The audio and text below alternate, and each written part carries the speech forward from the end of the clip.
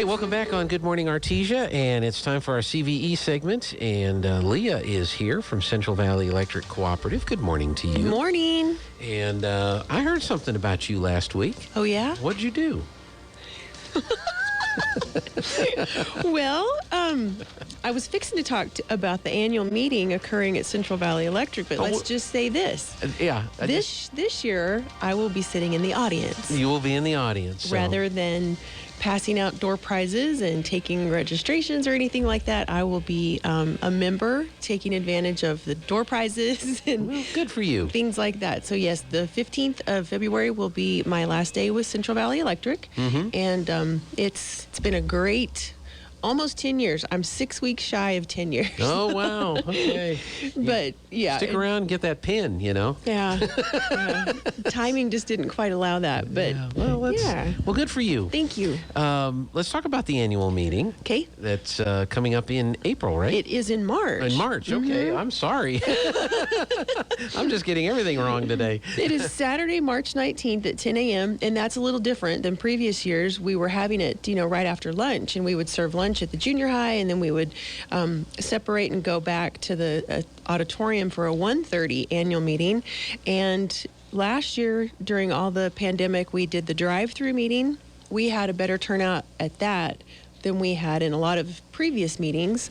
So I think it got Chuck and the board and the managers to start really thinking about what is important to people. And sometimes, spreading out your entire Saturday like that can be difficult. Mm-hmm. So in this particular meeting, it will be from 10 a.m.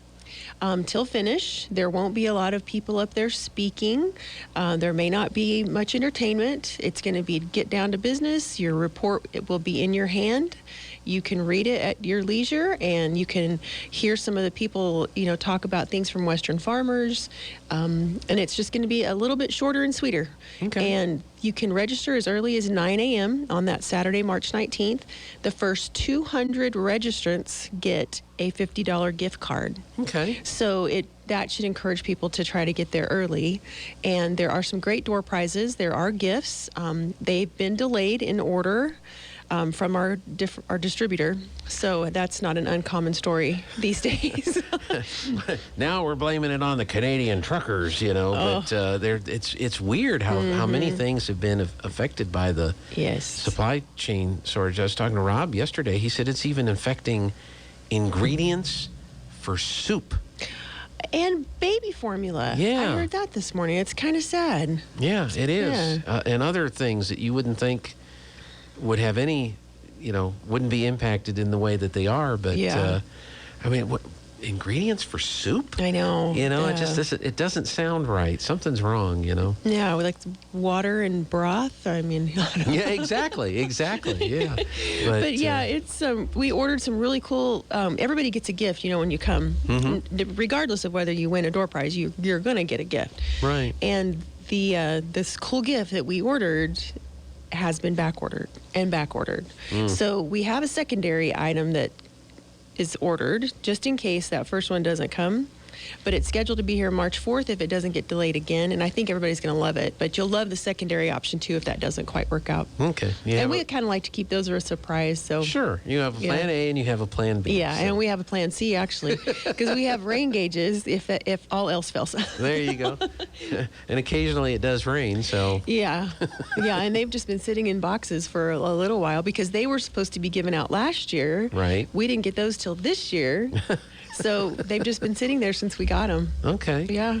But it's the information that you're going to learn at the annual meeting. If you are a member of the co-op, yes, it's just kind of a basic summary of what happened in 2021. Mm-hmm. And you'll get a financial perspective of that, what happened with definitely weather related, such last year was kind of an extreme cold season in February. Mm-hmm. So you'll see how some of those charges affected the co-op and how they therefore affected the members, and how the wholesale power providers have seen things, and typically there's a Western Farmers person there to speak, and I'm not quite sure if that will happen or not. There's a lot of unknowns, I think, about how this is going to go over, but it is going to be an opportunity for you to see how the co-op did in the past year. There will be plenty of employees who get their service pins, 5 years, 10 years, 15, and so on. Chuck Pinson, our general manager and executive vice president, will get his 35-year pin. Oh, wow. Yeah. And then in the report, you'll see some of the people who've retired over the last year. You'll see some of the retirees, unfortunately, who passed away in the last year, and a little glimpse of some of the programs that are happening. And I think Raylene gets a 15-year pin this year, and those are the only two I can think of right off the top of my head. But there's lots and lots of linemen, and a lot of the other folks in the office are getting pins, and that's hopefully they get to do that on stage. That's always a nice way to recognize people. But sure. So that's, again, you'll hear, and you will have a chance, I believe, to ask some questions before the meeting, during the meeting, and just see what the co-op's been doing in 2021. Okay. Yeah. Will there be some of the board members will probably be there too? Yes, the board members will be there. Mr. Pinson will be there. Of course, Mr. Anderson, and there'll be a lot of different, I'm thinking lots of different other co-op people that still come, and of course the Western Farmers. That's how it's always been. Mm-hmm. Even last year we had representation from our visitors. They just weren't inside a building. Right, right. In the parking lot, basically, last year. So, and y'all made it there last year. We did. No, there's no cost. You don't have to have a ticket. No, there's no fee. Mm-mm. And you just have to be a member of the Central Valley Electric Cooperative. Yes, and if you are number 201 to be registered, there will not be a gift card. So just make plans to get there, 9 a.m.-ish and get registered, and then the meeting will start promptly at 10. At 10 o'clock. Mm-hmm. And that's on March 19th, on Saturday. March 19th. So put it in the book, on your calendar, and your phone, whatever it is that reminds you of those things. And you'll get your annual report probably 2 weeks, if not a little sooner, before the meeting. Mm-hmm. So you'll have that in hand by around the 1st of March. And then you can read again at your leisure. Take it to the meeting if you'd like to, whatever you want to do. But that information that you need to know will be in that annual report. Yeah. Well, the good news is we kind of got through this last little cold snap. Mm-hmm. Not too bad. Right. A little bit of snow, not as much as they were predicting. Are there people within the co-op that look at things like what Puxatawny Phil saw and said, 6 more weeks of winter, we need to be ready for that? Or I'm sure it's a little more scientific. They're planning, right? There are some things right now that seem to be a little more important, I guess. Mm.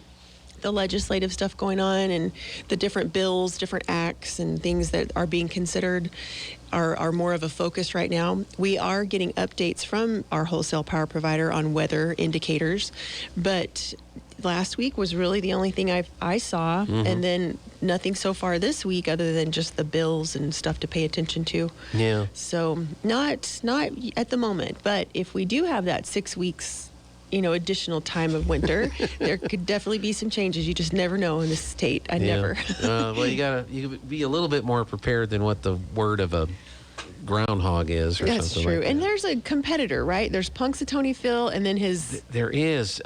He's in another state. Yeah, I think it's in the South, but Is he St. Louis? No. Yeah, there's 2 or 3. Everybody's trying to capitalize on. But they both saw their shadow this year, is what I saw on, I don't know, YouTube, Facebook, something. I wonder what that means.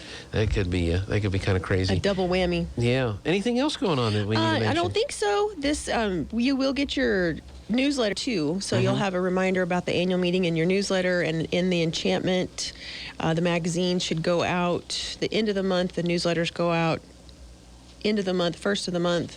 So you should have plenty of reminders to be sure and attend that annual meeting and get there early. Get there early. Be one of the first 200 to register. Yes. Not just the first 200 there. Right. You have to register. Yes. Well, I was there. I was 184 and I didn't get anything. Yeah, but did you sign up? Yeah. Yeah.